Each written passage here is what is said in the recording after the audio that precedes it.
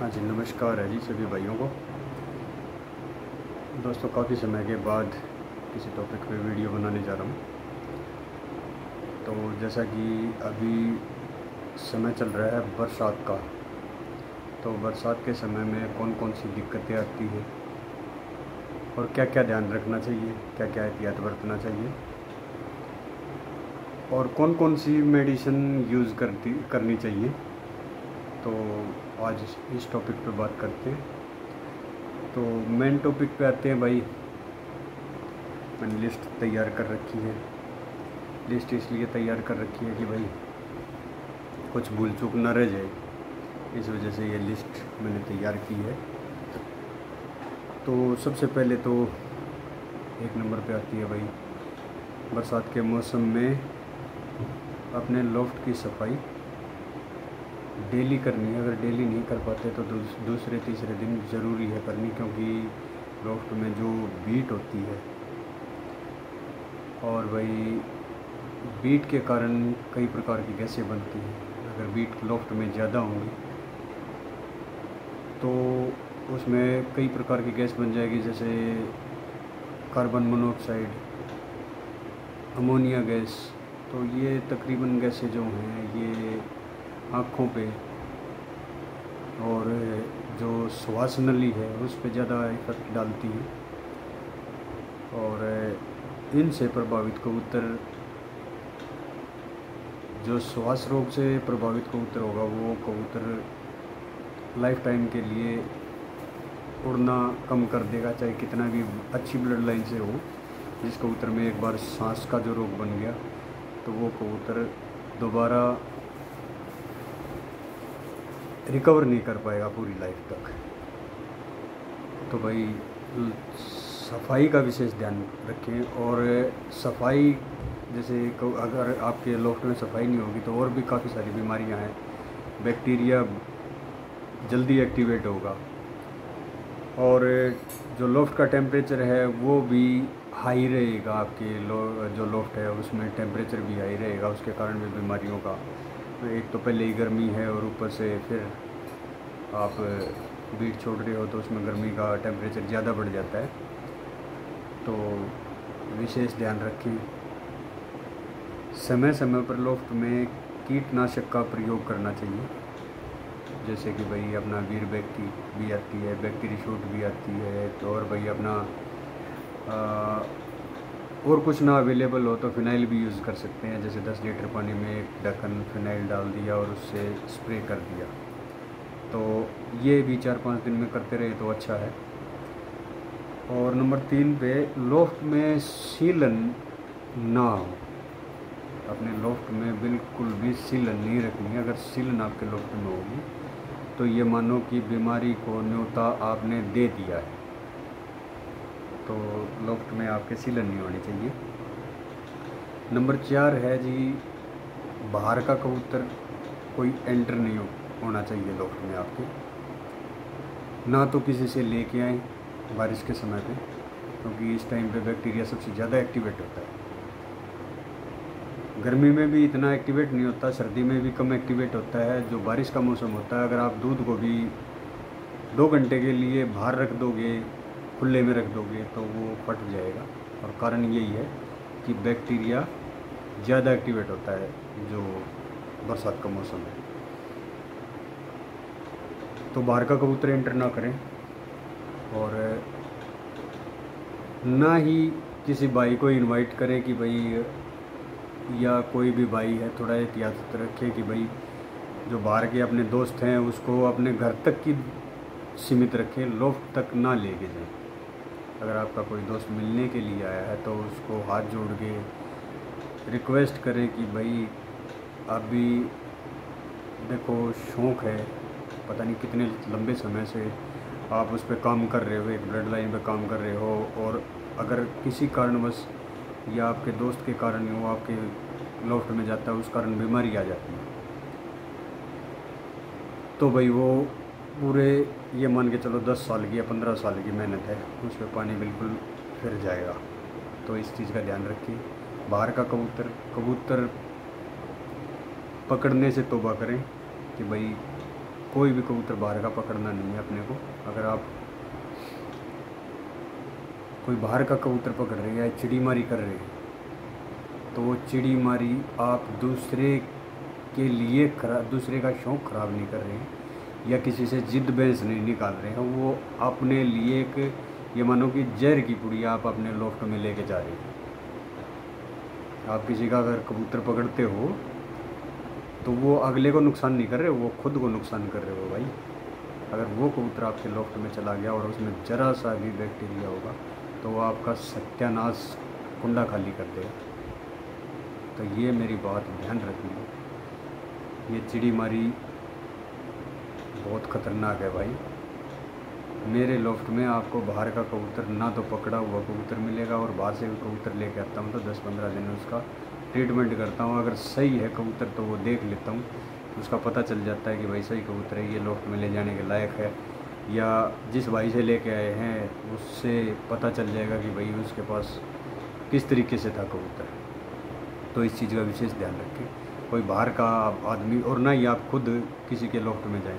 अगर आप किसी के लोफ्ट में जाते हैं तो अगर किसी कारण जाना भी पड़ गया या किसी भाई को इनवाइट भी करना पड़ गया तो एक तो सबसे पहले चप्पलों का उसका ध्यान रखें कि भाई चप्पलें चेंज करवानी ज़रूरी है। आप अपनी चप्पलें एक्स्ट्रा रखें अपने लोफ्ट में। तो अगर कोई भाई बाहर से आता है तो अपनी चप्पलें चेंज करवाएं और अपने लोफ्ट में लेके जाएं। या फिर ऐसे ही उसके अगर आप उसके लोफ्ट में जा रहे हैं तो आने के बाद अपनी चप्पल जूते चेंज करने के बाद, कपड़े चेंज करने के बाद, नहाने के बाद ही लोफ्ट में जाएं आप अपने खुद के लोफ्ट में। क्योंकि बैक्टीरिया का एक रास्ता नहीं है कि भाई पैरों में लग के बीट के रास्ते आ गया। बैक्टीरिया अगर आपके पैर में लग गया तो वो आपके चोटी तक जाएगा भाई। तो इस चीज़ का बिल्कुल ध्यान रखें कि भाई ऐसे कैसे अपने लोफ्ट में जाके ना घुसे। और उसके बाद है जी अगर किसी कारणवश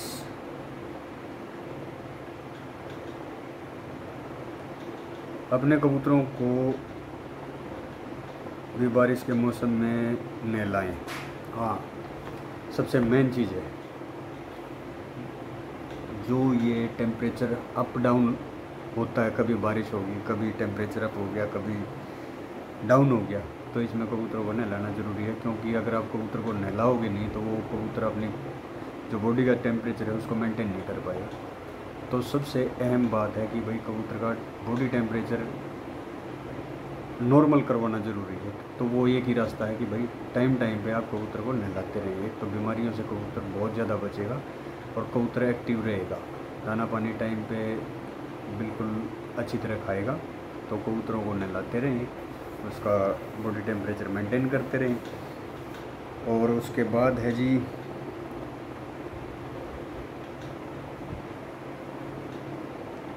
कबूतरों को जो आप नहला रहे हो तो नहलाने के बाद कबूतरों को सुखाना ज़रूरी है और उसके बाद लोफ्ट में एंटर करें। और उसके बाद है जी ज़रूरत पड़ने पर कबूतरों को एंटीबायोटिक और एंटी फंगल दें।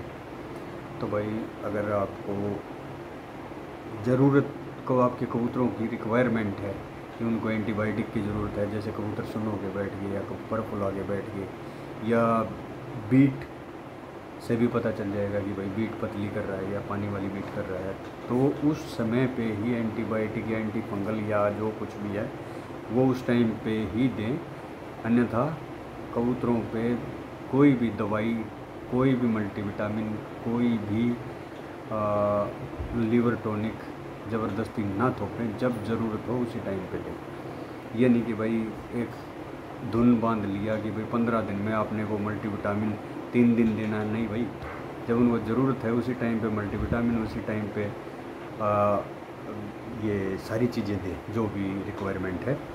तो कबूतर जब बीमार होता है तो उस टाइम पे सिकुड़ के बैठ गया तो उस टाइम पे आप ये अपना टेरामाइसिन का टेट्रासाइक्लिन जो पाउडर आता है 50 ग्राम का, तो वो पैकेट ला के रख लें। और ज़रूरत पड़े तो अगर थोड़ा बहुत इन्फेक्शन आपको दिखाई दे रहा है, वायरल दिखाई दे रहा है कबूतरों में, तो टेट्रासाइक्लिन का प्रयोग करें। अगर आँखों की बीमारी, जुकाम की, खांसी की जो इस टाइप की है, ओरल की जो बीमारी है, जो मतलब आँखों से पानी आना है, तो उस टाइम पे नियोडोक्स पाउडर आता है, नियोडोक्स पाउडर, पोर्ट के नाम से पाउडर आता है, वो इन बीमारियों में काम आता है। या फिर आपको अगर नियोडोक्स पाउडर नहीं मिलता तो 20 कबूतरों पे एक डॉक्सीसाइक्लिन का कैप्सूल और एक बेटनासोल की टैबलेट 20 कबूतरों पे एक अप्लाई करें। तो उससे ज़्यादा ना करें। अगर ज़्यादा हैवी बीमारी है तो एक कबूतर को आप मतलब 4 कबूतरों को एक कैप्सूल और एक टैबलेट अप्लाई कर सकते हैं। अगर ज़्यादा दिक्कत है तो, अगर नॉर्मली हल्की फुल्की दिक्कत है तो 20 कबूतरों पे एक अप्लाई करें। और सॉरी भाई, फ़ोन आ गया था बीच में। तो ये तो हो गया अपना एंटीबायोटिक और जो भी मेडिसिन्स हैं। और भाई अगर आपका कबूतर पतली बीट कर रहा है तो टाइम पे कबूतरों को, जैसे गर्मी के समय से ही, ज़्यादा मात्रा में तो देना नहीं है कि भाई कहीं ज़्यादा उनके ऊपर थोप दो आप। तो समय समय पे इलेक्ट्रोल और ग्लूकोज और ये 2-3 चीज़ें, ORS, इनमें से एक चीज़ देनी है आपको। या तो आप ग्लूकोज अप्लाई करें या फिर इलेक्ट्रोल अप्लाई करें या ORS अप्लाई करें। ये तीनों चीज़ें एक ही है, नाम अलग अलग हैं। तो आपको जो सूटेबल है, इलेक्ट्रोल यूज़ करना चाहते हैं तो इलेक्ट्रोल वो टाइम पे देते रहें। कबूतर डिहाइड्रेट ना हो और पतली बीट ना करें, जिसके कारण वो सोखे की तरफ चले जाते हैं। फिर लकवा, झोला, ये वो काफ़ी सारी दिक्कतें आती हैं। तो कबूतर का क्या है कि डिहाइड्रेट नहीं होने देना है आपको इन दिनों में। अगर कबूतर डिहाइड्रेट हो गया, डिहाइड्रेट का मतलब होता है भाई हैजा, कबूतर को हैजे की तरफ नहीं जाने देना है। तो पानी की दिक्कत ना होने दें इस समय पे। और जो पीने के पानी का बर्तन हमेशा साफ़ रखें, उसे हर रोज़ धोएं। धोकर आप धोकर सुखाना ज़रूरी है। अगर आप मिट्टी का बर्तन यूज़ कर रहे हैं तो पानी पिलाया, धोया, फिर सुखा दिया, फिर अगले टाइम के लिए वो तैयार मिलेगा आपको सुखाने के बाद। तो समय समय पे, टाइम पे पानी और दाने की जो ट्रे हैं, पानी के ड्रिंकर्स हैं, दाने की ट्रे हैं, वो टाइम पे आपको धोते रहना चाहिए। और डेली धो देंगे तो अच्छी चीज़ें हैं। या फिर आप उन पे छिड़काव भी कर सकते हैं एंटीबैक्टीरियल का, जो वीरबैग का, या जो मैंने आपको बताया है कि भाई कीटनाशक जो होते हैं, जो बैक्टीरिया को मारने के लिए कोई भी दवाई यूज़ होती है, वो आप यूज़ कर सकते हैं। फिनाइल भी यूज़ कर सकते हैं। तो उससे ट्रे और ये साफ़ करते रहें। और मिट्टी का बर्तन अगर ना ही यूज़ करें तो अच्छा है, क्योंकि मिट्टी का बर्तन क्या है कि उसमें सूक्ष्म छेद होते हैं। आपने देखा होगा, कभी आप मटके में पानी डालते हो तो उसमें पानी रिसाव स्टार्ट हो जाता है। क्यों? उसमें बारीक, बिल्कुल जो नंगी आँखों से दिखाई नहीं देते, उसमें वो बारीक छेद होते हैं मिट्टी के अंदर। तो वो छेद बैक्टीरिया को बैठने के लिए, घर बनाने के लिए बहुत बड़ी चीज़ है। जो वो छोटे छोटे छेद आपको दिखाई दे रहे हैं, तो उसके अंदर बहुत ज़्यादा मात्रा में बैक्टीरिया बैठ जाता है। और ध्यान रखें कि मिट्टी के, जैसे कि भाई अगर मजबूरी है मिट्टी का बर्तन यूज़ कर रहे हैं तो काई नहीं लगनी चाहिए उसमें। जैसे वो ब्लैक कलर की काई हो जाती है या कुछ ऐसा चिकनाव जो है बर्तन में, मिट्टी के बर्तन में होना नहीं चाहिए। और जी उसके बाद है पीने के पानी में 10 या 15 दिन के बाद 10 लीटर में 1 ग्राम फिटकड़ी ज़रूर डालें। जो पीने का पानी है उसमें फिटकड़ी यूज़ करें। 10-15 दिन में भी यूज़ कर सकते हैं, 4-5 दिन में भी यूज़ कर सकते हैं। तो 10 या 15 लीटर अगर आप पानी लेके चल रहे हैं तो उसमें आप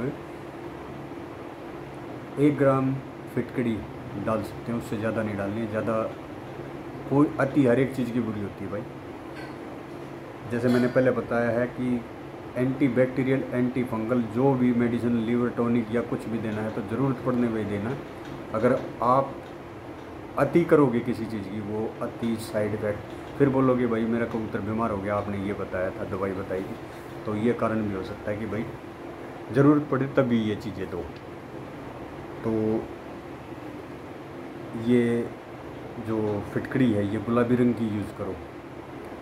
और एक आपको मैं बता भी देता हूँ, कोई भी जो बीमारी है पानी और दाने की वजह से, खाने और पीने की वजह से ही हर जीव में आती है। इंसान खुद अपने लिए इंसान खाने पीने की लापरवाही करेगा तो बीमारियों से ग्रस्त हो जाएगा।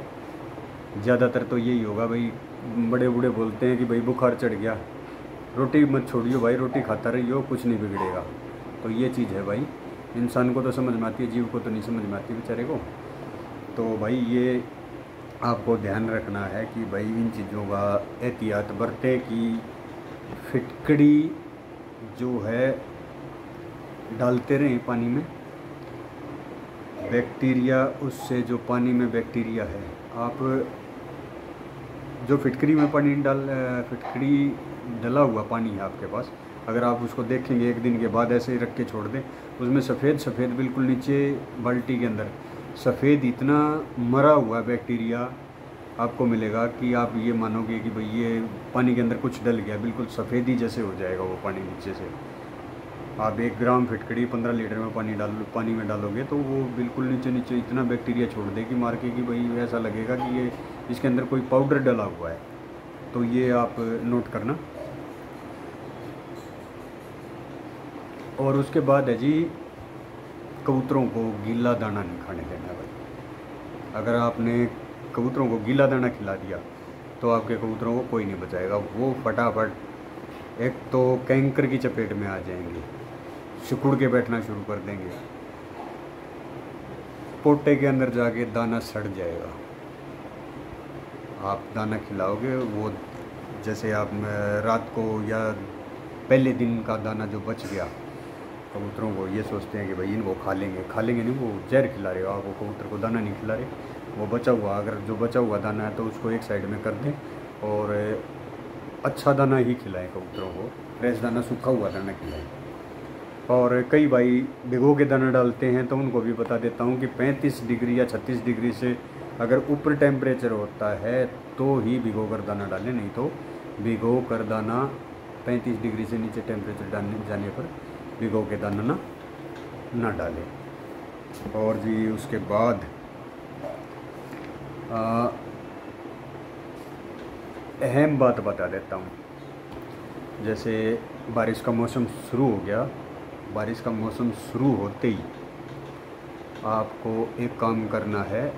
सबसे पहले कीड़े की दवाई लगानी कबूतरों में, डीवॉर्मिंग करनी है, जिसको डीवॉर्मिंग इंग्लिश में डीवॉर्मिंग बोलते हैं, हिंदी में पेट के कीड़े मारने वाली दवाई देना बोलते हैं डीवॉर्मिंग को। तो आप टाइम पर 3 महीने या 4 महीने में जब भी आपको ज़रूरत हो तो कबूतरों की डीवॉर्मिंग करते रहें। तो काफ़ी सारी दवाइयाँ हैं, एल्बोमार है, नील जोन है, डोंटल प्लस है जी, अपना ये हाईटेक है। और इन पे सब पे देने की विधि और मात्रा, हर एक बोतल पे जो मेडिसिन है उसके कवर पे हमेशा आपको सारी चीज़ें देखने को मिलेंगी। अगर कुछ समझ में नहीं आता है तो आपने कोई जानकार है, बड़ा खिलाड़ी है या जिसको दवाइयों की नॉलेज है उससे ज़रूर पूछें। और कोई भी दवाई बिना नॉलेज के नहीं देनी चाहिए, या तो जिस बंदे को नॉलेज है उससे पूछ के दवाई दें, तो सबसे बढ़िया चीज़ तो ये रहेगी। तो भाई अपनी मर्ज़ी से कभी भी कोई भी दवाई ना दें। और डीवॉर्मिंग के बाद वैक्सीनेशन करना कबूतरों को ज़रूरी है। मैं हर साल करता हूँ। जब मेरे लॉफ्ट में एक बार बीमारी आई थी, ऐसे ही बारिश का मौसम था और एक भाई अपनी जेब में उस कबूतर में लकवाने वाला था।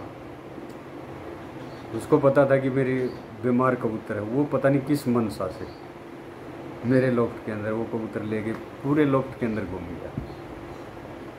चलते टाइम मेरा ध्यान गया उसकी जेब की तरफ, ये क्या है भाई कबूतर है। वो निकाल के देखा उसकी जेब से, उस कबूतर के अंदर लकवा आना स्टार्ट हो गया था।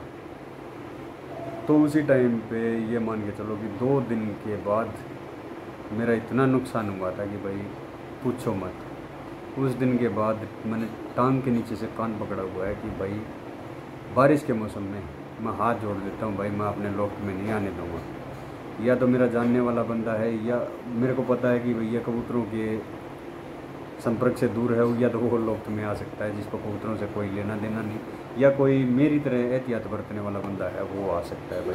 नहीं तो मैं हाथ जोड़ देता हूँ भाई, रिक्वेस्ट है, मैं अपने लोफ्ट में आपको अभी नहीं लेके जाऊँगा, मेरी मजबूरी है। अगर कबूतरों में दिक्कत आ गई तो सारी समस्या खड़ी हो जाएगी। तो ये चीज़ें करनी ज़रूरी है। अगली जो वीडियो है वो डीवॉर्मिंग के ऊपर बिल्कुल कम्प्लीटली टॉपिक पूरा 1 या 2 दिन के बाद तैयार करके मैं डाल दूँगा, और अब सारी वीडियो डालूँगा। ये नहीं कि भाई उठाया एक आलू बुखारा और पता नहीं कितने आलू बुखारे लगे पड़े हैं। आलू बुखारे, ये आलू बुखारे का खेल बता रहे। आलू बुखारे का कुछ खेल ही नहीं होता। आलू बुखारा सिर्फ पेट की सफाई के लिए होता है। विटामिन सी विटामिन सी है भाई, बाकी आप समझदार हो खुद। आलू बुखारा, अगर मैं आपको बता दिया कि आलू बुखारे विटामिन सी है तो आप समझ जाना कि विटामिन सी कहाँ पे यूज़ होता है। जिस बंदे की पेट की सफाई नहीं होती उसको आलू बुखारा दिया जाता है। आलू बुखारे का कोई खेल नहीं होता भाई। और नहीं तो बड़े खिलाड़ियों से पूछ के देख लियो कि भाई आलू बुखारे, ये पता नहीं आलू बुखारे जैसे मुंह वाले आलू बुखारे को पता नहीं क्या बना के रखा हुआ है। आलू बुखारे का खेल आलू का। चलो ये तो छोड़ो, खैर अभी स्टार्ट हो गया हूँ भाई, और वीडियो डालूँगा फटाफट। ओके, थैंक यू दोस्तों, लगे रहो भाई।